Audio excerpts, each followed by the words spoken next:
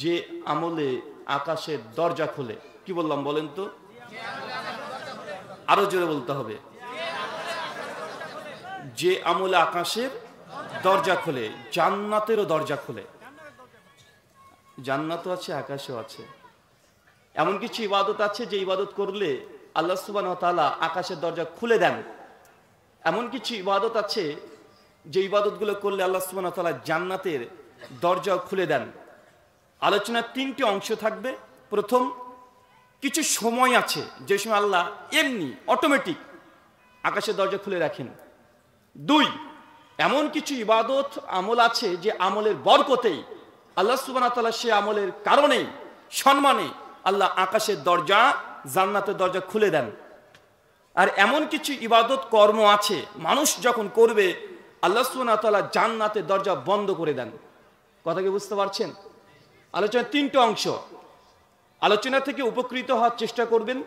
আমার পূর্বে রফিকুল ইসলাম বিন সাইদ হাফেজাহুল্লাহ তিনি অনেক গুরুত্বপূর্ণ তৌহিদ, শিরিক, সুন্নাহ এবং বিদআত এবং সামাজিক কিছু প্রেক্ষাপট নিয়ে আলোচনা করেছে, তাই আমি একই ধরনের আলোচনা করতে যাচ্ছি না। আলোচনা থেকে আপনারা যেন অটোমেটিক কিছুটা হলেও আমলের দিকে একটু আগ্রহ প্রকাশ করেন, এই জন্য আপনাকে উদ্দেশ্য করে এই তিন পদ্ধতিতে আপনাদের সামনে আলোচনা করা হবে। সুনান আবু দাউদ হাদিস নাম্বার 4744। আল্লাহ নবী যখন জাহান্নামকে তৈরি করলেন, চাচা বলেন তো কি তৈরি করলেন? জাহান্নামকে যখন তৈরি করলেন এবং জান্নাতকে তৈরি করলেন, জান্নাতকে তৈরি করেই আল্লাহ সুবহানাহু ওয়া তাআলা সঙ্গে সঙ্গে ফেরেশতা জিবরিল আলাইহিস সালামকে বললেন, জিবরিল যাও আমার নিয়ামত প্রাপ্ত বান্দারা যে জান্নাত দেখবে, পাবে, এই জান্নাত তুমি একবার দর্শন করে আসো। সঙ্গে সঙ্গে জিবরাইল আলাইহিস সালাম তিনি জান্নাতে প্রবেশ করেছেন। প্রবেশ করার পরে সঙ্গে সঙ্গে জান্নাতের সৌন্দর্য, জান্নাতের যা সৌন্দর্য আর এত নিয়ামত দিয়ে পূর্ণ করেছে আল্লাহ সুবহানাহু ওয়া তাআলা, ফেরেশতা জিবরিল দেখেই তিনি অবাক। তিনি এসে ছুটতে ছুটতে আল্লাহকে বলছে, আল্লাহ তুমি এত সুন্দর জান্নাত তৈরি করেছো, দুনিয়ার কোনো মানুষ যদি জান্নাতের বর্ণনা একবার শুনে ফেলে, একবার যদি বুঝতে পারে, এটা যদি মেনে নেয় যে জান্নাত এত সুন্দর, তাহলে কোনো ব্যক্তি এই জান্নাত ছাড়া দুনিয়া তার অন্য কিছু চাইবে না। এই যে জান্নাতের বর্ণনা, ফেরেশতা জিবরাইল দেখে অবাক হয়েছেন। আল্লাহ সুবহানাহু ওয়া তাআলা ফেরেশতা জিবরাইলকে বলছেন, জিবরাইল যাও এবার জান্নাত দেখে আসো। একবার দেখে এসেছে, আবার হচ্ছে যাও এবার দেখে আসো। সঙ্গে ফেরেশতা জিবরিল আবার চলে গেছেন, গিয়ে দেখছেন জান্নাতের চতুর্দিকে চারিদিকে শুধু নিয়ম আর নীতিমালা দিয়ে ঘেরা আছে। জান্নাতকে ঘেরা আছে শুধু নিয়ম আর নীতিমালা দিয়ে। যেই দিকে তাকাচ্ছে সেই দিকে শুধু নিয়ম, শুধুমাত্র নীতিমালা, আইন দিয়ে আল্লাহ সুবহানাহু ওয়া তাআলা জান্নাতকে ঘিরে রেখেছে। চাচা জান্নাত কি দিয়ে ঘেরা আছে? আরো জোরে, নিয়ম আর নীতি দিয়ে। মানে কোনো মানুষ যদি জান্নাতে যেতে চায় সে এমনি এমনি চলে যাবে এমনটা নয়, বরং কোরআন এবং হাদিসে যে আদেশ করা হয়েছে, যে উপদেশ দেওয়া হয়েছে, যে নিয়ম নীতি, সুন্নাত, ওয়াজিব, মুস্তাহাব, মুস্তাহাসানা যেগুলো আল্লাহ নবী দিয়ে গেছেন, এগুলো মেনেই আপনাকে জান্নাতে প্রবেশ করতে হবে। অন্যথায় আপনি জান্নাতে যেতে পারবেন না। কেন? জান্নাত ঘেরা আছে শুধু নিয়ম নীতি দিয়েই ঘেরা আছে। নিয়ম নীতি তো আপনি বুঝেন না। ইসলাম এমন একটা অবিকল্প ধর্ম, যে ধর্মের আপনি যদি একটা পায়ের ধাপ ফেলতে চান তাও নিজের ইচ্ছে মতো ফেলা যায় না। যাই কথা বলেন? সূরা বাকারা 2 আয়াত 208 আল্লাহ বলছেন, উদখুলু ফি সিলমি কাফা, তোমরা ইসলামে পদার্পণ করো, প্রবেশ করো একদম যতটা সম্ভব সর্বাত্মকভাবে, সম্পূর্ণভাবে ইসলামে তোমরা পদার্পণ করো। কিছুটা মানবেন কিছুটা মানবেন না, এটা ইসলাম নয়, এটা আল্লাহর আদেশ। ইসলামে প্রবেশ করো সম্পূর্ণভাবে। নিয়ম নীতি দেখবেন, আপনি 10 তলা একটা বিল্ডিং তৈরি করেছেন, কোনো সমস্যা নাই, দিন শেষে শুধু বলেন আলহামদুলিল্লাহ, শুধু আল্লাহ শুকরিয়া আদায় করেন। 10 তলা বিল্ডিং, একটা পায়খানা ঘর তৈরি করেছেন, একটা বাথরুম ঘর তৈরি করেছেন 4 লক্ষ টাকা খরচ করে। আর এই বাথরুম বা পায়খানার আপনি প্রবেশ করে দেখছেন যে প্যান্ট যেখানে পায়খানা ফেরে, ওটাকে কি বলেন? প্যান্টই তো বলেন নাকি? প্যান্ট। এই প্যান্ট যদি কিবলার দিকে মুখ অথবা পেছন থাকে, এই পায়খানা ঘরে আপনি বসে পায়খানা ফিরতে পারবেন? বাথরুম ঘরে ইসলাম আছে না নাই? আপনার পায়খানা চাপিয়েছে, নিজের ইচ্ছে মতো যেতে পারবেন না। কেন? কারণ জান্নাত ঘেরা আছে নিয়ম নীতি দিয়ে। যখন বাথরুম ঘরে ঢুকবেন কোন পা আগে ঢুকাতে হবে? বাম পা, বের হওয়ার সময় ডান পা। বাথরুমে পায়খানা ফিরছেন, ও হঠাৎ করে হাঁচি চলে এসেছে, আপনি হাঁচি দিয়েছেন, এখন আলহামদুলিল্লাহ এখানে বলতে পারবেন? পারবেন না। আদাবুল মুফরাদ লিল বুখারী হাদিস 985, আল্লাহ নবী বলছেন তিনটে জায়গাতে প্রস্রাব পায়খানা ফেরা যায় না। কয় জায়গায়? কথা বলেন। 3 জায়গায় প্রস্রাব পায়খানা ফেরা যায় না। এক, যেসব ক্ষেত খামারে মানুষ ওঠা বসা করে, ওই ক্ষেত খামারের মধ্যে যদি কোনো গাছ বৃক্ষরাজি থাকে যেখানে বসে মানুষ ছায়া নাই, এই গাছের নিচে নবী বলছেন তোমরা প্রস্রাব পায়খানা ফেরো না। কথা বুঝতে পারছেন না? কেন বলেন তো? জান্নাত কি দেখে আছে? নিয়ম নীতি দিয়ে। মানে আপনি প্রস্রাব করবেন, পায়খানা ফিরবেন, এটা ইচ্ছে মতো হয় না। এটা পৃথিবীর অন্য ধর্মগ্রন্থে থাকতে পারে, অন্য ধর্মের মানুষ যেখানে ইচ্ছে সেখানে প্রস্রাব করে দিতে পারে। ইসলামে এমনটা নয়। ইসলামের ধাপে ধাপে আপনাকে বেঁধে রেখেছে। কারণ মুসলিম মানেই যে ব্যক্তি আল্লাহর কাছে নিজের ইচ্ছাকে সমর্পণ করে দিয়েছে। যখন আপনি নিজেকে মুসলিম দাবি করছেন তখন আপনার কোনো ইচ্ছার 5 পয়সা মূল্য নাই, এটার নাম হচ্ছে মুসলিম। নিজের ইচ্ছে মতো একটা ধাপ ফেলা যায় না, প্রস্রাব পায়খানা ফেরা যায় না। আল্লাহ নবী বলছে তুমি প্রস্রাব পায়খানা ফেরার জন্য কোন পুকুর আছে, পুকুর বোঝেন? যে পুকুর থেকে মানুষ পানি ব্যবহার করে, ওই পুকুরের মধ্যে প্রস্রাব পায়খানা ফেরো না, নিষিদ্ধ। রাস্তাতে যদি কোনো গর্ত থাকে ওই গর্তে প্রস্রাব করো না। গর্তের মধ্যে তোমাদের ভাই জিন্দা থাকে, তাই তাদের উপরে প্রস্রাব পায়খানা ফেরো না। পানি নাই, গোবর দিয়ে হাড় দিয়ে ইস্তেঞ্জা কমপ্লিট করো না। সুনান আবু দাউদ 26, 27, 28 নম্বর হাদিস। তার মানে বোঝা যাচ্ছে প্রস্রাব আর পায়খানা ফেরার জন্য কমপক্ষে 20-এর অধিক নিয়ম নীতিমালা আছে না নাই? এটা হচ্ছে জান্নাত। নিজের ইচ্ছে মতো প্রস্রাব পায়খানা ফেরা যায় না। শুধু প্রস্রাব পায়খানার সিস্টেম বা নিয়ম নীতি ইসলামিক দৃষ্টিভঙ্গি থেকে বললে এটা একটা আলাদা আলোচনা হয়ে যাবে। তাই আপনাকে শুধু জাস্ট নুকতাগুলো বললাম। আল্লাহ নবী হঠাৎই সাহাবীদেরকে একদিন দেখে বলছে খবরদার তোমরা কেউ রাস্তাতে বসবে না। সাহাবীরা অবাক, বলেন কি ইয়া রাসূলুল্লাহ, রাস্তাতে বসবো না মানে? আর রাস্তাতে না বসলে আমাদের তো কাজই কমপ্লিট হবে না। আরে বেচা কিনা ব্যবসা সব রাস্তাতে হয়। ইয়া রাসূলুল্লাহ আমাদের জন্য কঠিন হয়ে যাচ্ছে, রাস্তাতে না বসতে বলে আমাদের কঠিন হয়ে যাচ্ছে। আল্লাহ নবী বলছে রাস্তাতে বসো না, আর বসতেই যদি হয় তা রাস্তার হক আদায় করো। সাহাবীরা অবাক, বলে কি? রাস্তা তো জড় পদার্থ, ইট ঢেল পাথর দিয়ে রাস্তা তৈরি হয়, এর আবার কি হক আছে? একে আবার কিভাবে সম্মান করতে হয়? এর প্রতি কি আদব আছে? রাস্তার আবার কি অধিকার আছে? এটা তোমরা আল্লাহ নবী বুঝলাম না। আল্লাহ বলছে রাস্তায় বসো না, বসতে যদি হয় রাস্তার অধিকার সম্পর্কে আগে জেনে রাখো। সাহাবীরা সঙ্গে সঙ্গে হচ্ছে রাস্তার অধিকার কি? আল্লাহ নবী বলছেন রাস্তাতে যদি কোনো ক্ষতিকর কোনো দ্রব্য পড়ে থাকে, কোনো জিনিস পড়ে থাকে, যে রাস্তাতে মানুষ চলাচল করে, ওই জিনিসটাকে সরিয়ে ফেলতে হবে যেন অন্য কোনো মানুষের কোনো ক্ষতি না হয়, নচেত রাস্তাতে বসো না। কথা কি বুঝতে পারছেন? মুসলমানের এলাকার রাস্তাতে যদি কোনো অমুসলিম হিন্দুরা তার দেখে বুঝে নিবে এই গ্রামটা হচ্ছে মুসলিম গ্রাম। কেন? রাস্তাতে উঁচু নিচু থাকা চলবে না, সরকারের অপেক্ষায় বসে থাকা যাবে না। এলাকার যুবক তরুণ যারা আছে প্রত্যেক বাড়ি থেকে 100, 200, 500 টাকা করে চাঁদা তুলে রাস্তাকে সমতল করতে হবে। এটা রাস্তার হক। যদি করতে না পারেন রাস্তাতে আপনার জন্য বসা জায়েজ না, হারাম। কথা বুঝতে পারছেন না মনে হয়? কঠিন হচ্ছে। নবী এইভাবে বলছেন রাস্তাতে বসো না, বসতে যদি হয় রাস্তা যদি কোনো পথিক এসে বলে ভাইজান অমুক জায়গাতে যাবো, আমাকে ঠিকানাটা বলে দেন, যত আপনার কাজ থাক না কেন চট করে উঠে গিয়ে ওই পথিককে আগে গন্তব্যস্থলে সঠিকভাবে তার ঠিকানা বলে দিতে হবে, ভাইজান এই জায়গাতে গিয়ে ওই দিক দিয়ে যান, তাহলে আপনি ওই স্থানে পৌঁছে যাবেন। এটা রাস্তার হক। যদি আপনি না বলে দেন রাস্তাতে আপনার জন্য বসা জায়েজ নয়, নিষিদ্ধ। নবী বলছেন রাস্তায় বসো না।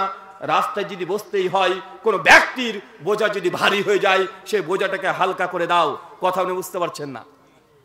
একটা মানুষ একটা বোঝা তুলতে পারছে না, মাঠ থেকে এসেছে বা সাইকেল চালিয়ে যাচ্ছিল, বোঝা নিয়ে উল্টো পড়ে গেছে। আল্লাহ নবী বলছে দৌড়তে দৌড়তে গিয়ে আপনাকে তুলে দিতে হবে।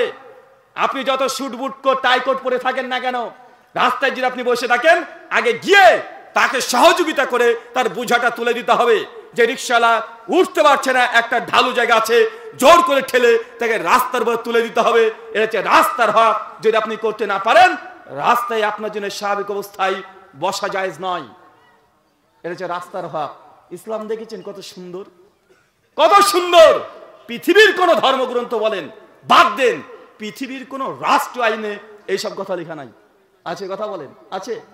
পৃথিবীর কোন রাষ্ট্রীয় আইনে এরকম রাস্তার যে একটা অধিকার আছে, এই অধিকার নিয়ে কেউ কথা বলে না। আর ব্রিটিশ ল আইন আমাদেরকে শিখাচ্ছে ইসলাম নাকি পিছিয়ে পড়া ধর্ম, মুসলমান এরা নাকি কিছু বুঝে না, এরা নাকি রাষ্ট্র বোঝে না, সমাজনীতি বোঝে না, অর্থনীতি বোঝে না, প্রথম নাকি তারা নাকি মানুষকে মানুষের অধিকার দিচ্ছে। আর তুই তো মানুষের অধিকার নিয়ে কথা বলো, ইসলাম রাস্তার অধিকার নিয়ে কথা বলে। সেই মুসলিম হাদিস নাম্বার 1965, আল্লাহ নবী বলছেন তোমাদের পশু যেসব ঘোড়া আছে, গাধা আছে, উট আছে, এদের উপরে অতিরিক্ত বোঝা চাপিয়ে দিও না। এটা কার হক? কার হক বলেন তো? এখানে আপনার বাড়িতে এই চাঁপাইনবাবগঞ্জে তো প্রচুর পরিমাণে গাভী আছে, গরু আছে, আছে না নাই? আপনি বেধড়ক পেটাবেন, ইসলাম এটাকে জায়েজ বলে না, এটা নিষিদ্ধ। ইসলাম একটা পশু প্রাণীরও অধিকার সংরক্ষণ করেছে কি করে নাই? করেছে। আর আমাদেরকে এই পশ্চিমা বিশ্ব তারা শেখাতে আসছে যে কিভাবে মানুষের অধিকারের কথা বলে। আল্লাহ সুবহানাহু ওয়া তাআলা এই কথাগুলো তুমি বোঝার তৌফিক দান করে সকলে পড়ে আমিন। সম্মানিত সুধী, আল্লাহ নবী বলছেন জান্নাত ঘেরা আছে নিয়ম আর নীতিমালা দিয়ে। যদি প্রস্রাব পায়খানা ফেরার জন্য 20 খানা নিয়ম নীতি লাগে, রাস্তায় বসার জন্য যদি 20 খানা নিয়ম নীতি লাগে, পুরো ইসলাম ইবাদত করবেন, নিয়ম নীতি আছে না নাই? আছে না নাই? আপনি তো কোনো তোয়াক্কা করেন না, যেমন ইচ্ছা তেমন ভাবে জীবনটাকে পরিচালনা করছেন, বিয়ে শাদী করছেন, ইসলামের ধার ধারেন না। বিয়ে করবেন, আল্লাহ নবী বলছেন নিকাহু মিনাস সুন্নাতি ফামান রাগিবান সুন্নাতি ফালাইসা মিন্নি, বিয়ে হচ্ছে আমার সুন্নাত। যে ব্যক্তি সামর্থ্য আছে বিয়ে করলো না, এই ব্যক্তি আমাদের দলভুক্ত না। মানে বিয়ে করাই ইবাদত, বিয়ে করতে হলেও ইসলামী নিয়ম নীতি আছে না নাই? তাই ডিজে বাজে বিবাহ কিভাবে হতে পারে? 14ই ফেব্রুয়ারি মেয়েকে নিয়ে পালিয়ে গিয়ে কিভাবে বিয়ে হতে পারে? মেয়ের বাপ রাজি না, মেয়ের খালা বলছে আমি বিয়ে দিয়ে দেবো, মেয়ের খালা মেয়ের বিয়ে দিয়ে দিচ্ছে, এটা কিভাবে জায়েজ হতে পারে? আপনাকে আমি এই কথা বলছি, জান্নাত ঘেরা আছে নিয়ম নীতি দিয়ে, নিজের ইচ্ছা মতো জান্নাতে যাওয়া যায় না। এরপরে আল্লাহ নবীর সঙ্গে সঙ্গে বলছে, আল্লাহ যখন জাহান্নাম তৈরি করলেন, তৈরি করার পরে আল্লাহ ফেরেশতা জিবরিলকে বলছে ফেরেশতা যাও জাহান্নাম দেখে আসো। ফেরেশতা চলে গেছে জাহান্নাম দেখতে। জাহান্নাম দেখে জাহান্নামের যা গর্জন, ভীত সন্ত্রস্ত হয়ে জিবরাইল পালিয়ে এসেছে। আল্লাহ তুই জাহান্নামে যে আযাব তৈরি করে রেখেছো, কেউ যদি জাহান্নামের গর্জন শোনে, এই বর্ণনা শোনে, পৃথিবীর কোনো মানুষ জাহান্নামের জন্য প্রস্তুতি নেবে না, সে জান্নাত চাইবে। জাহান্নাম যার জন্য সে কোনো কারণ সে করবে না। আল্লাহ সুবহানাহু ওয়া তাআলা এই কথা বলাতে সঙ্গে সঙ্গে আল্লাহ বলছেন জিবরাইল যাও এবার জাহান্নাম দেখে আসো। কয়বার করে পাঠাচ্ছে? 2 বার করে। ফেরেশতা জিবরাইল আবার জাহান্নাম চলে গেছে, গিয়ে দেখছে গোটা জাহান্নাম চতুর্দিকে ঘেরা, শুধু নিজের মনের বাসনা দিয়ে, নিজের ইচ্ছা দিয়ে, মর্জি দিয়ে যা করতে ইচ্ছা হয় তাই করেন, আপনি জাহান্নামে চলে যাবেন। জাহান্নাম কি দিয়ে ঘেরা আছে? জাহান্নাম কি দিয়ে ঘেরা আছে? জাহান্নাম ইচ্ছে দিয়ে, প্রবৃত্তি দিয়ে, নিজের মনোবাঞ্ছনা দিয়ে, কোনো নিয়ম নীতিতে জাহান্নাম ঘেরা নাই। যদি আপনি জাহান্নামে যেতে চান, চাচা দরকার নেই কিচ্ছু করার। আপনি যে বিড়িটা খাচ্ছেন, বিড়ি খেতে খেতে মরা অবস্থায় বিড়ি হাতে থাকবে, আপনি মরার পরে জাহান্নামে চলে যাবেন। আছে না নাই কথা বলেন? চাচার বয়স 50-60 হয়ে গেছে, 50-60, জামাতেও চাচা আমার নামাজ পড়ে, এশার নামাজও জামাতে পড়েছে চাচা আমার চাইতে বড় বড় দাড়ি, সব দাড়িগুলো পেকে গেছে, একটা দাড়ি আর কালো নাই। চাচা এশার নামাজ দ্রুত সালাম ফিরিয়ে দিয়ে, মুনাজাত তো নাই, বিদাত এটা শুনেছে, জিকির আজকাল সুন্নাত এটাও করে না, না করে সঙ্গে সঙ্গে দ্রুত কোন রকম 2 রাকাত সুন্নাত নামাজ পড়ে দৌড়তে দৌড়তে চলেছে চায়ের দোকানে গিয়ে একটা সিগারেট ধরিয়ে। ভারতের আমাদের ইন্ডিয়ার সিরিয়াল চলছে, গান সিনেমা চলছে, চাচা আমার ডিপ জলে সিনেমা দেখে। আছে না নাই কথা বলেন? আরে দাড়িওয়ালা গো, বড় বড় দাড়ি, এখনই নামাজ পড়ে আসলো, নামাজ পড়ে এসে একদম দোকানে বসে পড়েছে। আর দোকানদার এত বড় বেহা, এত বড় নির্লজ্জ, শুধুমাত্র একটু বেচা কেনা বেশি হবে এই জন্য একদম রাজশাহীতে গিয়ে ওখান থেকে একটা বড় এলসিডি নিয়ে এসেছে 32 ইঞ্চি, এনে সঙ্গে সঙ্গে দিন রাত 24 ঘন্টা গান চালাচ্ছে, সিনেমা চালাচ্ছে। কারণ ওর উদ্দেশ্যে এগুলো চালালাম, কিছু বদ মানুষ আসবে আমার দোকানে বসবে আর টিভি দেখবে আর চায়ের অর্ডার দেবে, বিড়ি সিগারেট অর্ডার দেবে, আমার বেচা কেনা বেশি হবে। আছে না নাই? সুনান ইবনে মাজাহ 3388 নম্বর হাদিস। আল্লাহ যেটাকে হারাম করেছে তার ব্যবসা হারাম। কথা বুঝতে পারলেন না? ছোট্ট একটা উসুল। আল্লাহ মদ হারাম করেছে, মদের ব্যবসা কি হারাম। আল্লাহ সুদ হারাম করেছে, সুদ খাওয়াও যেমন হারাম, সুদ নেওয়াটাও একইভাবে হারাম। শুয়োরের গোশত হারাম, শুয়োরের দোকান দেওয়াও হারাম, ঠিক একই ভাবে আল্লাহ নবী বলছে কুল্লু মুস্কির খামরুন কুল্লু খামরুন হারামুন, যেসব জিনিস খেলে নেশা হয় তার সবগুলো হারাম। এখন বলেন বিড়ির ব্যবসা জায়েজ না হারাম? তো ওই ব্যক্তি যে বিড়ি বিক্রি করার জন্য আর সিগারেট বিক্রি করার জন্য একটা অতিরিক্ত এলসিডি নিয়ে এসেছে, এটা ব্যবসায়ী প্ল্যান, কঠিন প্ল্যান। দুনিয়ার সব ব্যবসা বোঝে, ইসলাম থেকে বুঝে না, আছে না নাই? সব বুঝে। ব্যবসাটা কিভাবে কাস্টমারকে জোর করে দোকানে নিয়ে আসতে হবে, অতিরিক্ত কাস্টমার পাওয়া যাবে, এই জন্য ওই ব্যক্তি নিজের বউকে দোকানে বসে চা করাচ্ছে। আপনাদের এলাকায় নাই? বউকে বসে রেখে দিয়েছে। এটা কি বলেন তো? ব্যবসায়ী প্ল্যান। এটা কি?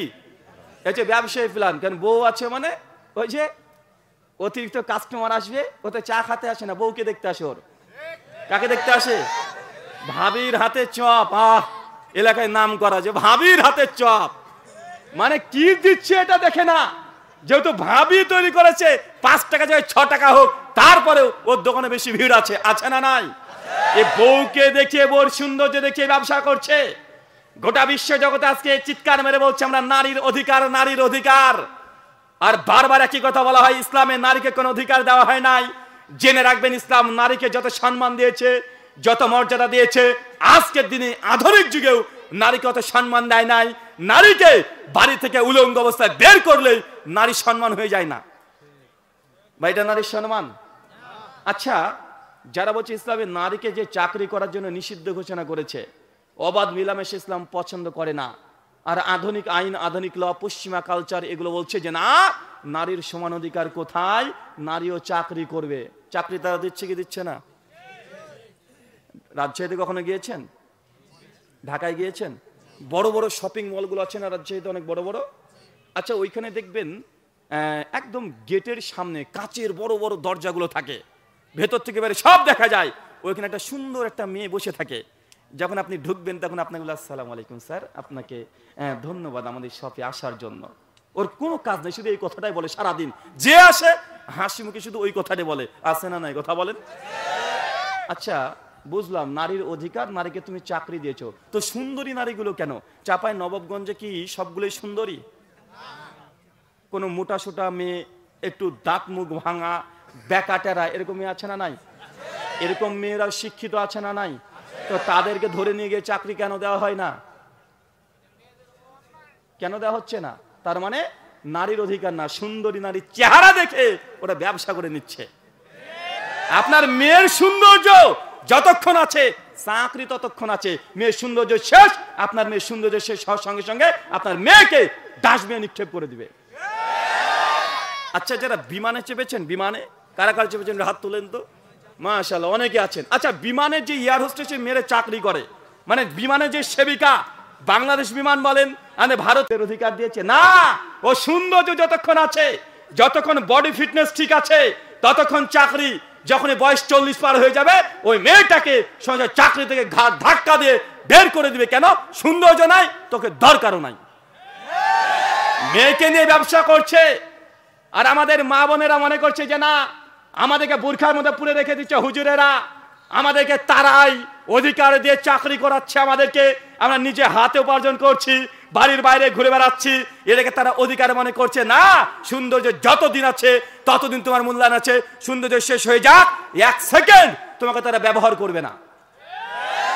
এটাই গোটা বিশ্ব জগতের নিয়ম নীতি চলছে।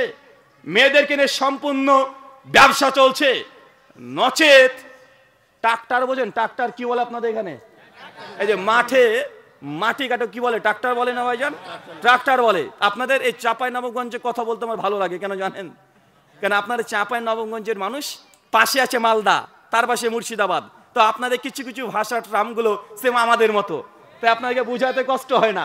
কেউ চিটাগাঙ্গে গেলে বিপদে পড়ে যায়, ও বেটার কথা আমি বুঝি না, ও আমার কথা বুঝে না। সিলেটের মানুষ, ও বাংলা বলে না, আমি ওর কথা বুঝি না, আমার কথা ঠিক মতো ও বুঝে। কথা বললে মন মরা হয়ে বসে আছে, ভাবছে ওর বাপ মারা গেছে, মানে ও আমার বুঝতে পারছে না। কথা বুঝতে পারছেন না ভাইজান? কিন্তু আপনারা আমার প্রত্যেকটা কথা বুঝতে পারছেন, এই জন্য বেশ ভালোই লাগছে। দেখবেন, আপনাকে বেশ ভালোভাবে লক্ষ্য করে দেখবেন, গোটা বিশ্ব জগতের নারীকে নিয়ে আজকে এই কর্মগুলো, এই কাণ্ডগুলো চলছে। নারীর অধিকার না, নারীকে নিয়ে তারা ব্যবসা করছে রীতিমতো। ট্রাক্টরের অ্যাড দিচ্ছে, ট্রাক্টর, একটা অর্ধ উলঙ্গ মেয়ে ট্রাক্টরের হ্যান্ডেল ধরে দাঁড়িয়ে আছে। এখন মতো ট্রাক্টরের সঙ্গে মেয়েটার সম্পর্ক কি? ও মেয়েটা ট্রাক্টর চালায়? ওর বাপ 14 গোষ্ঠী কখনো চালিয়েছে? তো ট্রাক্টরের একটা মেয়ে মানুষ কেন? এটা হচ্ছে ব্যবসায় প্ল্যান। কারণ একটা যদি পুরুষ মানুষ ট্রাক্টর চালায়, এক দেয় বড় করে 150 স্কোয়ার ফিটেরও যদি একখানা যদি পোস্টার ফেস্টন রাস্তা দিয়ে টাঙানো হয়, কোনো পুরুষ মানুষ ওই পোস্টার দিকে ঘুরেও তাকাবে না।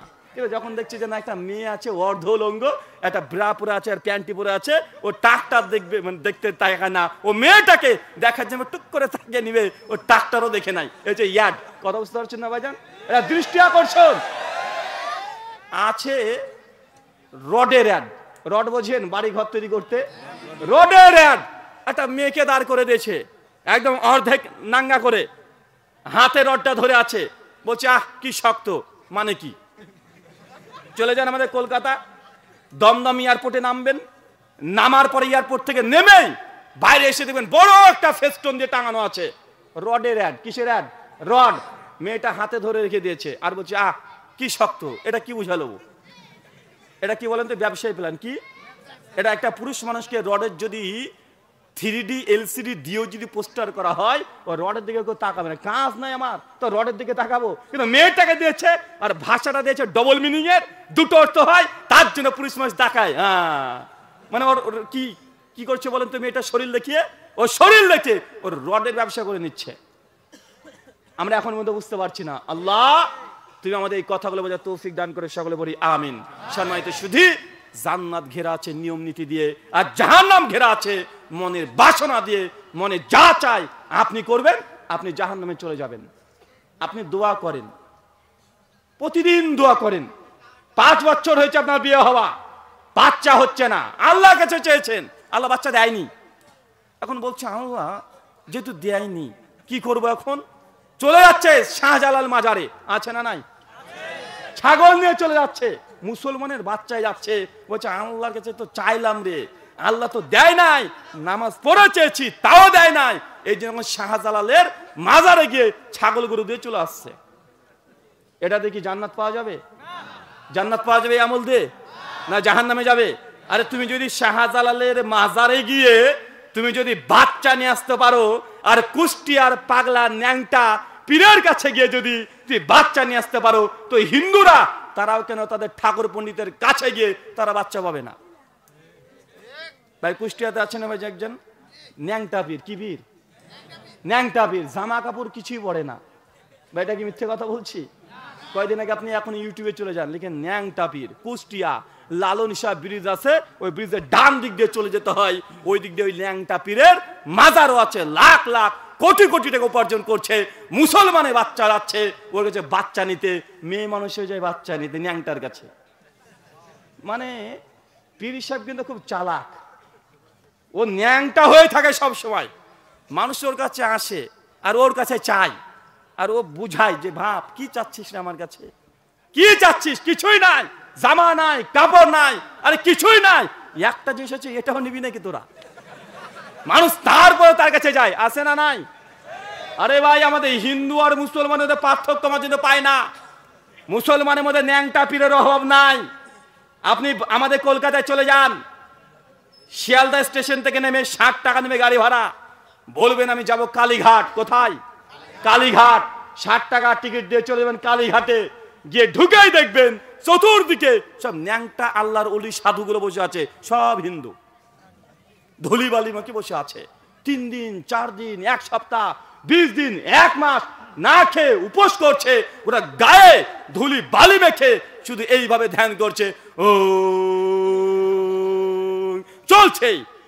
হিন্দুরা যার কাছে, যার বাচ্চা হয় না, যার চাকরি দরকার, যার পরীক্ষায় পাশ করা দরকার, যার 10 বছর ধরে কেস চলছে, কেস থেকে মানে বিপদ থেকে উদ্ধার পেতে চাই, হিন্দু দাদা দিদি তারাও চলে যায় ওই ন্যাংটার কাছে, যে নিজেই খায় না শুধু ওম করে বসে আছে, ওর কাছে গিয়ে নাকি ওরা সমাধান পেয়ে যায়। আছে না নাই? কথা বলেন ভাই। হিন্দু আর মুসলমান সব দিকে আমরা কন্টিনিউয়াসলি দেখছি এইগুলোই।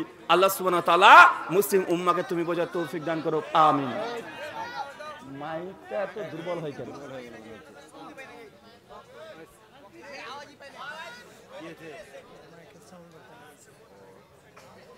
ভাই ডাক্তার জাকির নায়েক একটা কথা বলতেন।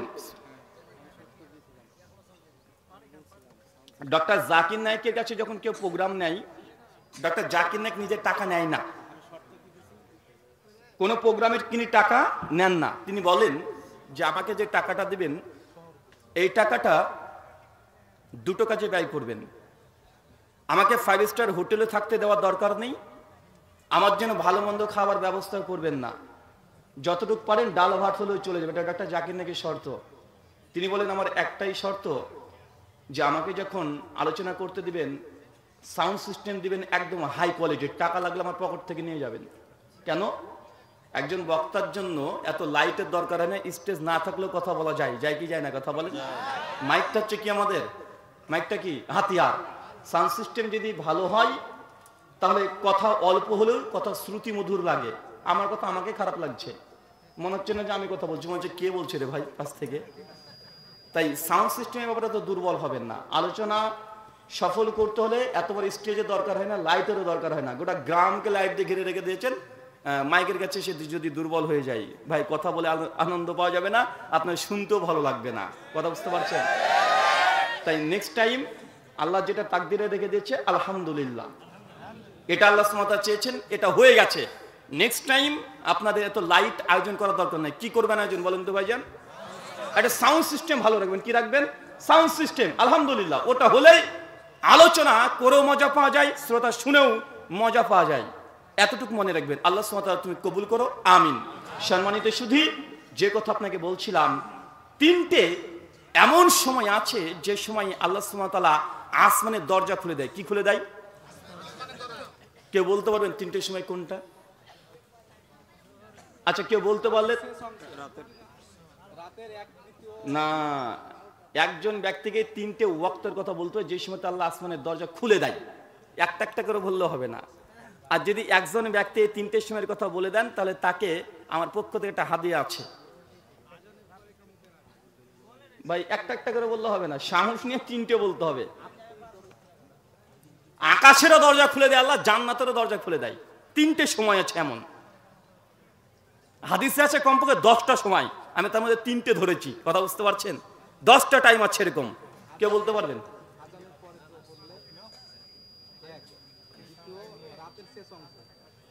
দুই আর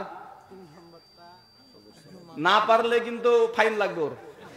বারবার বলছি একজন তিনটে বলতে হবে। ও যে দুটো বলে দেয় আরেকজন একটা বলে দেবে, ও টুকলি করে পাশ হয়ে যাবে, মাঝখান থেকে আমার এই হাদিয়াখায় চলে যাবে। এ পরিকল্পনা করা যাবে না।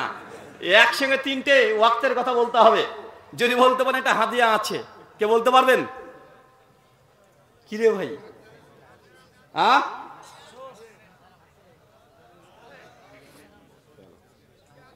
আচ্ছা আমি বলে দিই, বলো।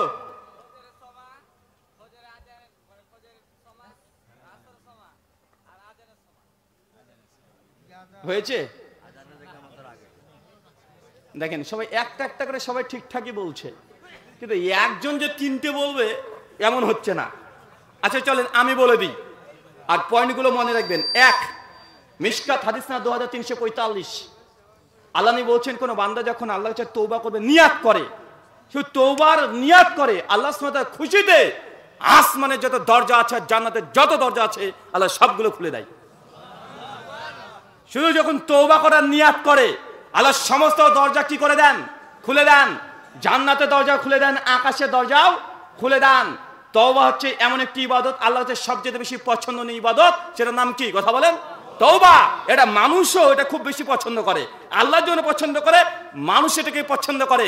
কোন ব্যক্তি আপনার সে ভুল কাজ করে ফেলেছে, এসে যদি আপনার হাতটা ধরে বলে যে ভাইজান আপনার সে অন্যায় হয়ে গেছে, ভাই বলতে আপনার ভালো লাগে কি লাগে না? কথা বলেন, ভালো লাগে কি লাগে না? তওবা, মানুষ যখন ক্ষমা চায়, একজন মানুষ যখন একজন মানুষের কাছে ক্ষমা চায়, তখন যদি মানুষটা এত খুশি হয়, তো আমাদের রব আল্লাহ সুবহানাহু ওয়া তাআলা তিনি কত খুশি হন। এই জন্য তিনি আসমানের যত দরজা আছে, জান্নাতের যত দরজা আছে, আল্লাহ সমস্ত দরজাগুলো খুলে দেন। মিশকাত হাদিস নাম্বার 61-তে আল্লাহ নবী বলছেন, কিয়ামতের মাঠে আল্লাহ সুবহানাহু ওয়া তাআলা মানুষ যখন উলঙ্গ অবস্থায় দাঁড়িয়ে থাকবে, নারী পুরুষ সবাই উলঙ্গ অবস্থায় দাঁড়িয়ে থাকবে, আল্লাহ সুবহানাহু ওয়া তাআলা সেই সময় সে বলবে, ইয়া বানি আদম, হে আদম সন্তান, তোমরা যারা আজকে আসমান থেকে জমিন ভর্তি পাপ নিয়ে যদি আমি আল্লাহর সামনে উপস্থিত হও, আমি আল্লাহ আসমান থেকে জমিন ভর্তি ক্ষমা নিয়ে তোমার সামনে উপস্থিত হব।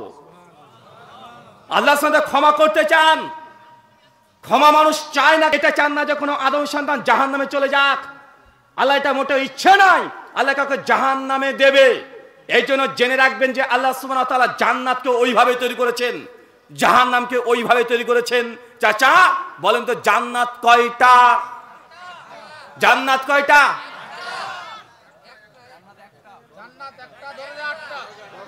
মাশাআল্লাহ। জান্নাত কয়টা? জান্নাতের দরজা কয়টা? 8টা। আর জাহান্নাম কয়টা?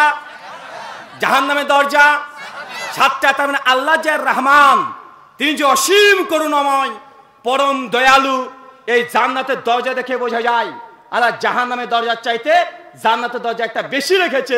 মানে আল্লাহ চান যে বনি আদম সন্তান সেই জন্য জান্নাতে যায়, এই জন্য জাহান্নামের চাইতে জান্নাতের দরজা বেশি আছে না নাই? কিন্তু আমাদের প্রচলিত সমাজে ধারণা জান্নাত হচ্ছে 8টা আর জাহান্নাম হচ্ছে 7টা, আছে না নাই? আছে। কিন্তু এই কথা সঠিক নয়। জান্নাতের দরজা 8টা, জান্নাত একটা, আর জান্নাতের স্তর কয়েকশোর উপরে আছে। যার যেমন মাকাম সে তেমন মাকাম অনুযায়ী সেই স্তরে চলে যাবে। তাই তওবা এটা আপনাকে বেশি বেশি করতে হবে। কি বললাম? কি করতে হবে? আল্লাহ নবী বলছেন প্রতিদিন 70 থেকে 100 বার তওবা করি। আপনি কতবার করেন চাচা? বয়স তো 60 হয়ে গেল। 70 থেকে 100 বার আল্লাহ নবী নিজেই তিনি কি করতেন? তওবা করতেন, ইস্তেগফার পাঠ করতেন। যখন তখন রাস্তা দিয়ে আলোচনা শুনতে শুনতে চলে যাবেন আর মনে মনে মনে মনে আপনি তওবা পড়তে শুরু করে দেন। রাস্তা দিয়ে এমনি যাচ্ছেন আপনি তওবা পড়তে শুরু করে দেন। দোকান খুলেছেন সকালবেলা তওবা করে দেন। এটা নির্দিষ্ট কোনো সময় নাই, যখন ইচ্ছা তখন মুখে জিহ্বাতে সবসময় তওবা। এটা করলে আল্লাহ সুবহানাহু ওয়া তাআলা আপনার জন্য আসমানের যত দরজা আছে সমস্ত দরজাকে আল্লাহ উন্মোচন খুলে দেয়। 2 সিলসিলা হাদিস সহিহা হাদিস নম্বর 1413, কোন ব্যক্তি যখন মসজিদে আজান দেয়, কি দেয়? কথা বলেন। আজান দেয়। আজান দেওয়ার সঙ্গে সঙ্গে আল্লাহ আসমানের দরজা খুলে দেয়।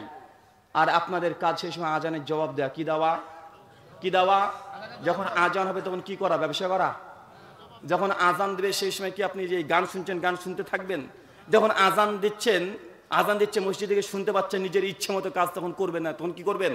তখন আজানের জবাব দেওয়া। 3 নাম্বার সেই তারগিব হাদিস 1377 আল্লাহ নবী বলছেন কোন বান্দা যখন মসজিদে ঢুকে একদম কাতারকে সোজা করেছে, আর কোন মুজাহিদ জিহাদের ময়দানে গিয়ে যদি কাতারকে সোজা করে মাঝখানে কোনো ফাঁকা না রাখে, কাঁধের সঙ্গে কাঁধে পায়ের সঙ্গে পা লাগিয়ে দাঁড়ায়, আল্লাহ নবী বলছেন ওই ব্যক্তির কে দেখে আসমানে যত হুর আছে, আল্লাহর কাছে যত হুর আছে তারা আসমানের দরজা খুলে দেওয়া হয়। আর হুরগুলো আসমান থেকে দেখে আর বারবার বলে, আল্লাহ তোমার এই বান্দা দুনিয়ার সমস্ত জিনিসকে উপেক্ষা করে জামাতে এসে সালাতে দাঁড়িয়ে পড়েছে। আল্লাহ এই ব্যক্তি মুজাহিদ তোমার রাস্তায় যুদ্ধ করার জন্য, জিহাদ করার জন্য লাইনে দাঁড়িয়েছে। আল্লাহ তুমি সমস্ত গুনাহকে তুমি ক্ষমা করে দাও। আসমান থেকে কারা দোয়া করে? হুরেরা। এখানে একটা সমস্যা আছে। কি সমস্যা জানেন? যখন আমরা বলি যে জান্নাতে গেলে হুর পাওয়া যাবে, কিছু মানুষের চুলকানি শুরু হয়ে যায়, আছে না নাই? একদম খচবচ করে চুলকায়, একদম মনে হচ্ছে চুলকে জামা প্যান্ট সব ছিঁড়ে ফেলবে। মানে হুর পাবো আমি আর চুলকানি হচ্ছে তাদের, আছে না নাই? দেখবেন অনেক নাস্তিক আছে, অনেক অমুসলিম হিন্দুরাও তারা আজকে এই অভিযোগ করে বলছে, মুসলমান তোমরা জান্নাতে হুরের লোভে এইগুলো তোমরা করো, আছে না নাই? আছে। আমি কোনো অমুসলিম সবাইকে বলছি না, কিছু কিছু মানুষ এই অভিযোগগুলো করছে প্রতিনিয়ত। চলেন সংক্ষিপ্ত জবাব দেই। চাচা জান্নাতে যদি আপনি যান কটা হুর পাবেন?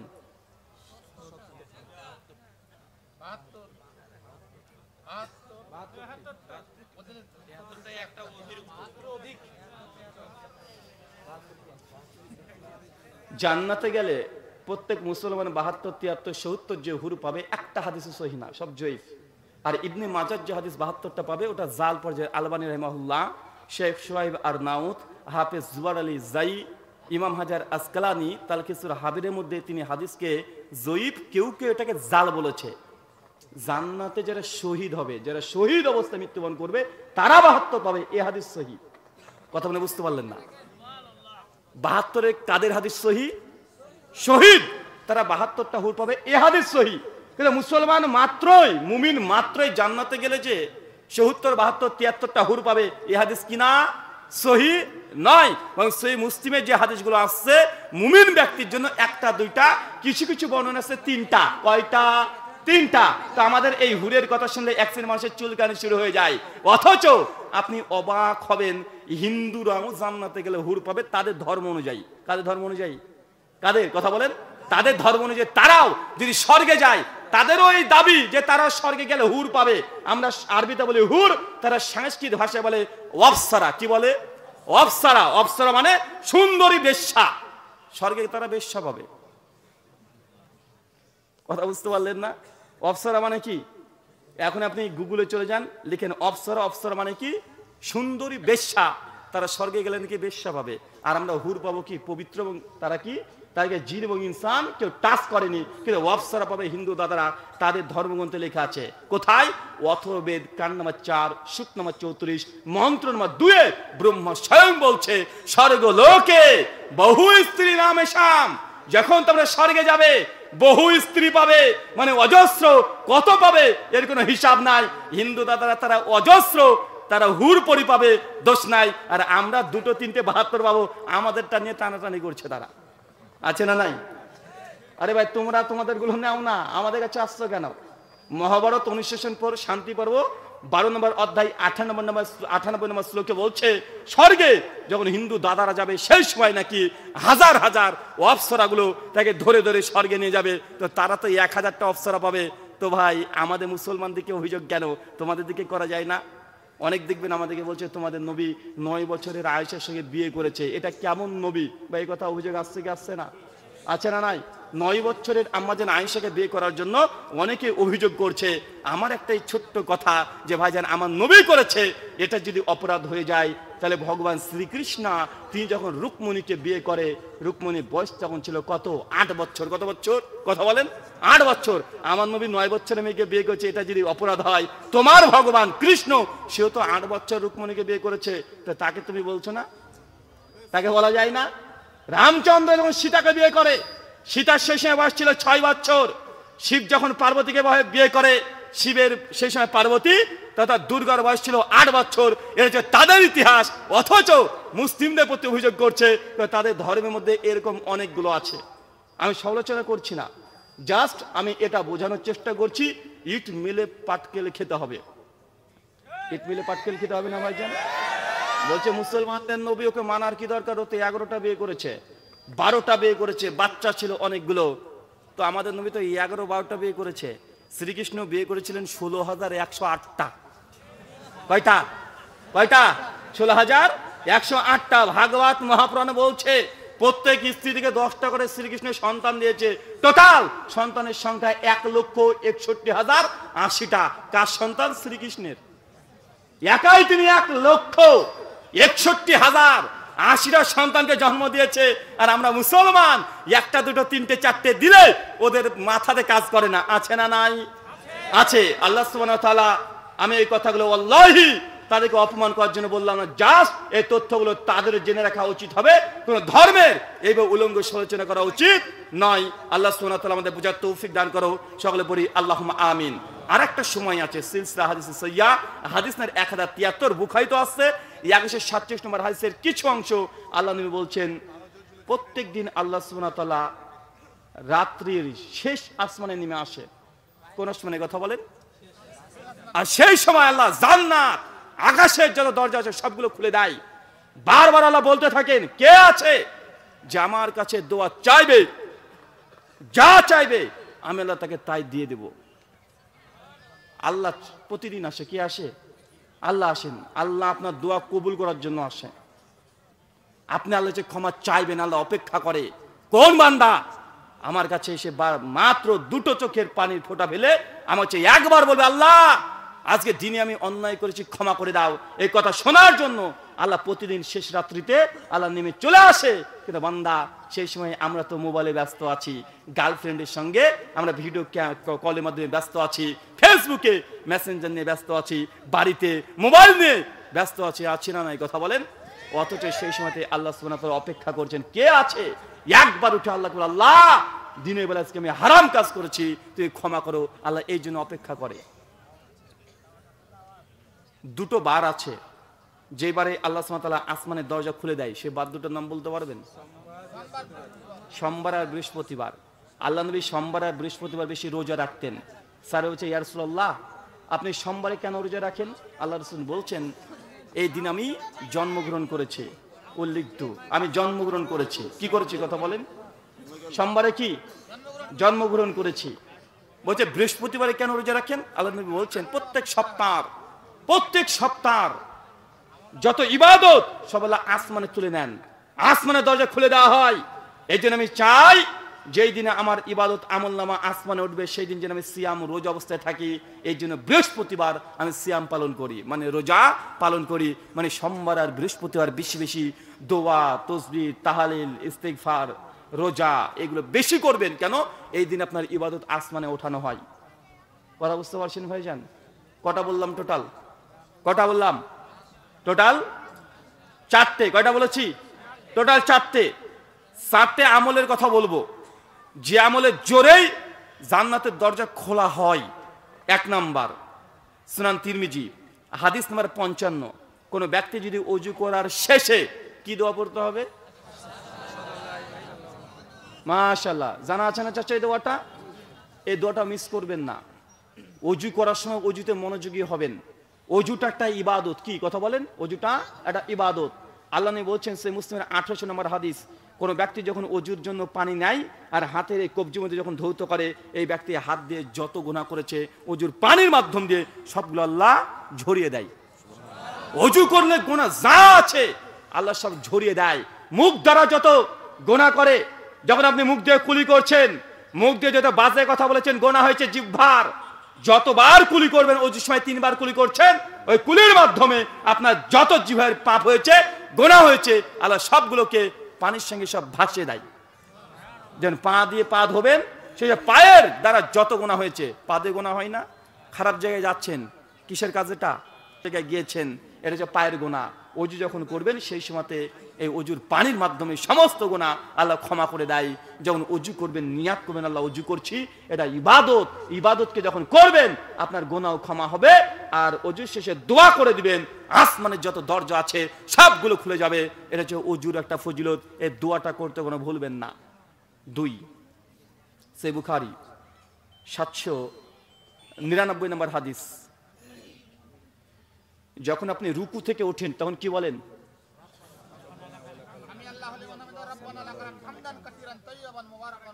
মাশাআল্লাহ, এই আমলটা আহলে হাদিসের বাচ্চারাই করে, আর দুনিয়াতে কেউ করে না। হামদান কাসিরান তাইয়্যিবান মুবারাকান ফিহ, কেউ বলে? কথা বলেন? তারা তো দাঁড়িয়ে থাকে মূর্তির মতো। আর আল্লাহ নবী বলছেন, যখন কোনো বান্দা, কোনো মুসল্লি যখন এই দোয়াটা পড়ে, সঙ্গে ফেরেশতারা ব্যস্ত হয়ে যায়, কে গিয়ে তার আমলনামায় নেকিটা লিখে ফেলবে। এটা ফেরেশতারা ব্যস্ত হয়ে যায়। এই ফজিলত কারা পায়? তারা জিন্দেগিতে পেয়েছে। কাদের কথা বলছি নাম নিচ্ছি না, এটা আহলে হাদিসরা এই আমলটা করে। তারা শুধু সামি আল্লাহু লিমান হামিদা ওই হয়ে গেল, আর কিছু লাগবে না, আছে না নাই? আহলে হাদিসরাই এই সুন্নতে পুরো আমল করে। আর ফেরেশতারা নেকি লেখার জন্য দুর্বল গতিতে তারা একটা অপরের সঙ্গে পাল্লাপাল্লি দিতে শুরু করে দেয়। কত বড় ছোট্ট একটা দোয়া। চাচা, আমি আগে বলেছি আপনাকে, জান্নাত যদি যেতে চান কিছু নিয়ম নীতি আছে, যদি হাদিস আছে মানলে ইনশাআল্লাহ জান্নাত যাবেন। আল্লাহ জান্নাত দেওয়ার জন্যই জান্নাত তৈরি করেছেন। 3 নম্বর আরেকটা আছে, মুসনাদে আহমদ হাদিস নাম্বার 18362। আল্লাহ নবী বলছেন, 4টে এমন জিকির আছে। কি আছে কথা বলেন? জিকির। কি জিকির? এই জিকির। এ ভাই, এরকম জিকির বাংলাদেশে চলে না। আল্লাহ নবী বলেন, আফজালু যিকরি লা ইলাহা ইল্লাল্লাহ। বাংলাদেশের মানুষ আমরা খুব চালাক, আমরা। যেহেতু আল্লাহ নবী বলেছে আফজাল যিকরি লা ইলাহা ইল্লাল্লাহটাকে কেটে 2 ভাগে ভাগ করে দিয়েছে। কিছু মানুষ আমাদের আহলে হাদিসদেরকে বলে যে আহলে হাদিস এরা কি? এরা হচ্ছে নামাজ চোর। বলে ভাই, বলে না? বলছে আহলে হাদিস এরা হচ্ছে নাপিত। বলে কি বলে না? আমি তাদেরকে বলেছিলাম, ভাই আমরা যদি নাপিত হই, কেন আমরা নাপিত? যদি আমরা ইবাদতকে কমে দিই, বলি শবে বরাতের নামাজ নাই, আমরা বলি মিলাদ নাই, আমরা বলি কিয়াম নাই, আমরা বলি 20 টাকার তারাবি না 8 টাকার তারাবি, এই কথাগুলো বলি। এই জন্য আমাদেরকে তারা বলে আমরা নাকি নাপিত। আমরা যদি নাপিত হই, বাবা তোমরা নাপিতের বাপ। আল্লাহ নবী বলেন আফজালু যিকরি লা ইলাহা ইল্লাল্লাহ, আর তোমার পীর সাহেব বলে জিকির শুধু ইল্লাল্লাহ। আছে না নাই? শেখ আব্দুর রাজ্জাক বিন ইউসুফকে একজন প্রশ্ন করেছিল যে শেখ লা ইলাহা ইল্লাল্লাহ মুহাম্মাদুর রাসূলুল্লাহ বলা যাবে কি যাবে না। শেখ রাজ্জাক বিন ইউসুফ আব্দুর রাজ্জাক বিন ইউসুফ হাফিজাহুল্লাহ বলেছিলেন যে এটা কোনো হাদিস দ্বারা প্রমাণিত নয়। এই কথা বলার জন্য শেখ আব্দুর রাজ্জাককে যেভাবে তারা গালি দিয়েছে, আর যে সব নাম বলে যে কাজ্জাব বিন ইউসুফ, ভাই বলে কি বলে না? বলে। শেখ আব্দুর রাজ্জাক বিন ইউসুফ তো বলেছে এটা পায় নাই, এটা তার গবেষণা, তিনি পান না, কিন্তু তিনি এই কথা তোমাদের মতো নোংরামি করে আল্লাহর নবী দেওয়া কালেমাকে দুই ভাগে ভাগ করে দেয় নাই। ভাই তারা করছে কি করে নাই? আরে আমরা যদি ইবাদতকে যদি সুন্নাহগুলোকে মেনটেন করে চলি, আমাদেরকে বলছে নামাজ চোর, আমাদেরকে বলছে নাপিত। তোমরা যে কালেমার মাঝখান দিয়ে নাপিতি করেছো, মাঝখান দিয়ে কেটে দিয়েছো। নবী বললেন লা ইলাহা ইল্লাল্লাহ আফজালুজ যিকরি, আর তোমার পীর সাহেব বলছে না লা ইলাহা ইল্লাল্লাহ, লা ইলাহা এটা বাদ দিয়ে দে, বাদ দে, পড়ে আছে এখন কি ইল্লাল্লাহ, এখন জিকির করছে আমাদের পীর সাহেব ইল্লাল্লাহ ইল্লাল্লাহ ইল্লাল্লাহ। বা আছে না নাই? আরেকজন বলছে না ইল্লাল্লাহ এই জিকিরটা অনেক বড় হয়ে যাচ্ছে, এই ইল্লাল্লাহ এই জিকিরের মাঝখানে আবার কাছে চালা, নাপিতগিরি কর, কেটে দিয়েছে ইল্লাবাদ, এখন পড়ে আছে আল্লাহ, এখন জিকির করছে আল্লাহু আল্লাহু আল্লাহু। আছে না নাই? আরেক পার্টি বলছে না আল্লাহু এই জিকিরটাও যেন বড় হয়ে যায়, এত বড় জিকির দরকার নেই, আবার নাপিতগিরি করছে, মাঝখান থেকে আল্লাহু কেটে দিয়েছে, আল্লাহ বাদ পড়ে আছে হু, এখন জিকির করছে খালি হু হু হু হু। আছে না নাই? কথা বলেন। এক কালেমাকে সার বাদ তোমরা নাপিতগিরি করেছো, আর আমাদেরকে বলছে আমরা নাকি নাপিত। বেটা তুমি চিটিংবাজ, তুমি নাপিত। ভাই গরিব মিসকিন মানুষের কেউ যদি হক যদি নষ্ট করে, এটা বড় গুনাহ না সুন্নাত নফল নামাজ না পড়া এটা বেশি গুনাহ? এটা আপনারা বলেন তো। ভাই এটা মিসকিন মানুষ, এটা মিসকিন, তার বাড়িতে 50 টাকা আছে বা আমার কাছে সে 50 টাকা পায়, একটা মিসকিন মানুষ, গরিব মানুষ, আমি তাকে দিলাম না, দেখ তোকে দেবো না, গাজ্জত দেখালাম, এই 25 টাকা দে আর দেবো না। ভাই এটা বেশি গুনাহ না আমি ধরেন 20 টাকা তারাবির জায়গায় 8 টাকা তারাবি বললাম, 20 টাকা পড়লাম না, এটা বেশি বড় গুনাহ? এটুক তো ভালোই বুঝেছেন। তো আমাদেরকে তোমরা যদি বলো যে আমরা নাপিত, তা আমি বলবো তোমরা হচ্ছে গরিব মিসকিনের হক নষ্টকারী, তোমরা মানুষের টাকা আত্মসাৎকারী। কখন? রমজান মাসেই, যখন ফিতরা আল্লাহ নবী ফরজ করলেন, যাকাতুল ফিতর ফরজ করা হয়েছে 1 সা দিয়ে। কয়সা? কয়সা? 1 সা। বেটা তুমি কত সা দাও? হাফ সা দাও। আল্লাহ নবী বলছেন যাকাতুল ফিতর ফরজ করেছে কত সা? 1 সা, মানে 2.5 কেজি। তুমি কতটুক দাও? 1 কেজি 666 গ্রাম না কি একটা দেয়। আছে না নাই? তো এই যে তুমি যে অর্ধেক হাফ সা যে মেরে দিলা, এরা কার সম্পত্তি মেরেছো? তো কোনটা বেশি চাচা বলেন তো, যে ধরেও নি তাদের কথা। তো আমরা যদি নামাজ কমও পড়ি, অন্তত গরিব মানুষের আমরা হক নষ্ট করি না, তাদের টাকা আমরা আত্মসাৎ করি না, এটাই প্রমাণ। তাই আমাদেরকে কিছু বলার আগে তোমাদের চিন্তা করা উচিত। 3টে আমলের কথা বলেছি, শেষ আমল 4টে এমন জিকির আছে যে জিকির কোন বান্দা যদি দুনিয়াতে করে, ওই জিকির গুলো আসমান আল্লাহ নিয়ে চলে যায়।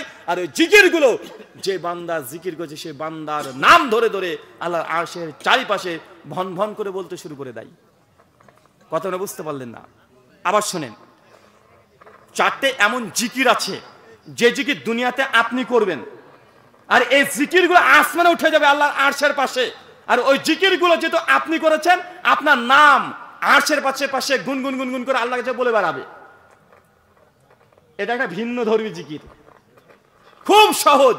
4টে: 1 সুবহানাল্লাহ, 2 আলহামদুলিল্লাহ, 3 লা ইলাহা ইল্লাল্লাহ, 4 আল্লাহু আকবার। প্রতিদিন কোন বান্দা যদি এই 4টে জিকির 100 বার করে পাঠ করে, এই জিকিরগুলো আল্লাহ আসমানে নিয়ে চলে যায়। আর এই জিকিরগুলো আপনার নাম আল্লাহর আরশের পাশে পাশে বারবার বলতে থাকবে। এখন কে চান যে আপনার নাম আল্লাহর আরশ মুবারকে পৌঁছে যাক? কারা কারা চাই? হাত তুলি। কারা কারা চাই? মাশাআল্লাহ, আল্লাহ কবুল করো। এই জিকির আমরা প্রতিদিন করব। হাত নামিয়ে ফেলি। ভাইজান, তারা বেদাতি জিকির করছে, তার মানে এই নয় যে আমরা সুন্নাতি জিকির করব না। তারা বেদাতি জিকির যদি করতে পারে, আমরা সুন্নাতি জিকির করতে পারবো না। এই জিকিরে কোনো নির্দিষ্ট সময় নাই, যে কোনো সময় এই 4টে জিকির করবেন। 1 100 বার সুবহানাল্লাহ, 2 100 বার আলহামদুলিল্লাহ, 3 100 বার আলহামদুলিল্লাহ, আর 4 100 বার আল্লাহু আকবার। এই 4টে জিকির প্রতিদিন 100 বার করে করবেন, আপনার নাম আল্লাহর আরশের পাশে বারবার ভন ভন করে ঘুরতে থাকবে। আল্লাহ সুবহানাহু ওয়া তাআলা এই আমলটা করার তৌফিক দান করো, আমিন। 3টে বদ আমলের কথা বলবো, যে আমলগুলো করলে আল্লাহ সুবহানাহু ওয়া তাআলা আপনাকে ক্ষমা করবেন না। 1 মাজলুমের বদদোয়া। কি বললাম? মাজলুমের বদদোয়া। কোনো মাজলুম যদি ভুল করে যদি বদদোয়া করে দেয়, চাচা যে কোনো মূল্যে তার পা ধরে ক্ষমা চেয়ে বলতে হবে, ভাইজান আমাকে ক্ষমা কর, ভাইজান ক্ষমা কর, যে কোনো মূল্যে তাহলে ক্ষমা চাইতে হবে। যদি ক্ষমা না চান, আপনি হজ যদি 10 বার যান আর আল্লাহর কাবা শরীফের গ্লাভ ধরে যদি ক্ষমা চান, আল্লাহ তবু ক্ষমা করবে না। কথা বুঝতে পারলেন না? এটা মাজলুমের বদদোয়া এত খারাপ। মাজলুম সে যদি মদখোর হয়, সে যদি বেনামাজি হয়, সে যদি বেধর্মী হয়, তারপরেও যদি আপনার নামে বদদোয়া করে দেয়, আল্লাহ সেটা কবুল করে নেয়। এত ক্ষমতা। কথা বুঝতে পারছেন না মনে হয়? এত ক্ষমতা। তাই মাজলুমের বদদোয়া থেকে সবসময় দূরে থাকতে হবে। এটা সুনান ইবনে মাজাহ 1752 নম্বর হাদিস। 2 সুনান তিরমিজি 1332 নম্বর হাদিস। আল্লাহ বলছেন, কোন ব্যক্তি দোয়া করেছে কিন্তু মাঝখানে যদি নবীর প্রতি দুরূদ না পড়ে, ওই দোয়া আল্লাহ আসমানে আটকে রাখবেন, দরজায় খুলবে না। সারা জীবন যদি দোয়া করেন, আল্লাহ দোয়া কবুল করবে না। দোয়া নিয়ে তো খুব মারামারি হয়, আছে না নাই? দোয়া নিয়ে মারামারি আছে না নাই? দোয়া নিয়ে মারামারি আছে। আপনি বলছেন দোয়া করছি কবুল হয় না কেন? আপনি তো দোয়া করাই জানেন না। আল্লাহ বলছেন দোয়া করতে হলে প্রথমে আল্লাহর হামদ, আল্লাহ প্রশংসা, সানা এগুলো পড়তে হয়। চাচা আমি যে জানি না হামদ, জানেন না, সমস্যা নাই। সূরা ফাতিহার প্রথম 2-3টা আয়াত পড়ে ফেলেন দোয়াতে। প্রথম পড়ার পরে দুরুদে ইব্রাহিম একবার পড়বেন। কি বললাম? দুরুদে ইব্রাহিম একবার পড়বেন। তারপর নিজের জন্য যা চান, বাংলা, ইংলিশ, উর্দু, আরবি, যে ভাষায় ইচ্ছা আপনি চাইতে থাকেন। এরপর পরিবারের জন্য চান, মুসলিম ভাইদের জন্য চান, তারপরে আবারও একবার দুরুদে ইব্রাহিম পড়ে দেন, তারপরে আবার সানা হামদ, আল্লাহ প্রশংসা দিয়ে আপনি সঙ্গে সঙ্গে দোয়াকে শেষ করেন, ইনশাআল্লাহ বাধা ছাড়াই আল্লাহর কাছে দোয়া পৌঁছে যাবে। আর যদি মাঝখানে দুরুদ না পড়েন কি হবে বলেন তো? আসমানে লটকে রেখে দিবে আল্লাহ, আসমানের দরজা খুলবে না। আর দরজা যদি না খুলে দোয়া কবুল হবে? দোয়া কবুল হবে? তাই বেশি বেশি দুরুদে ইব্রাহিম বা দুরুদ যখন দোয়া করবেন সেই সময় বেশি বেশি পড়বেন। দুরুদ হচ্ছে এমন একটি ইবাদত যেটা দোয়া কবুল করতে সহযোগিতা করে। কথা বুঝতে পারছেন? 3 নাম্বার, সে মুসলিম হাদিস নাম্বার 2565। ইচ্ছাকৃত কোনো ব্যক্তি যদি কোনো সময়তে ওয়াক্ত চলে এসেছে, তারপরে সালাতকে লেট করে পড়ছে প্রতিদিন, কথা বুঝতে পারছেন? প্রতিদিন কন্টিনিউয়াসলি, আছে না নাই? আজান চলছে, দোকান খুলেই বসে আছে, যাচ্ছি যাচ্ছি যাচ্ছি, লেট করে ওয়াক্তকে পার করে দিয়ে শেষ টাইমে নামাজ পড়ছে। এই ব্যক্তি যদি এই ইবাদত যদি কন্টিনিউয়াসলি থাকে, এই ব্যক্তির জন্য আল্লাহ জান্নাতের দরজা খুলবে না। তো ভাই চিন্তা করে তো ভাইজান, একজন নামাজি ব্যক্তি তার জন্য যদি এরকম হয়, যারা বেনামাজি নামাজি পড়ে না, তার জন্য জান্নাতের দরজা খুলবে? খুলবে তাদের জন্য? আর তাদের জন্য জাহান্নাম সব হাঁ করে আসে, তুই মত তোকে জাহান্নামে টুক করে গেলে খেয়ে নেবো। নামাজি ব্যক্তির যদি অবস্থা হয়, বেনামাজিদের অবস্থা কি?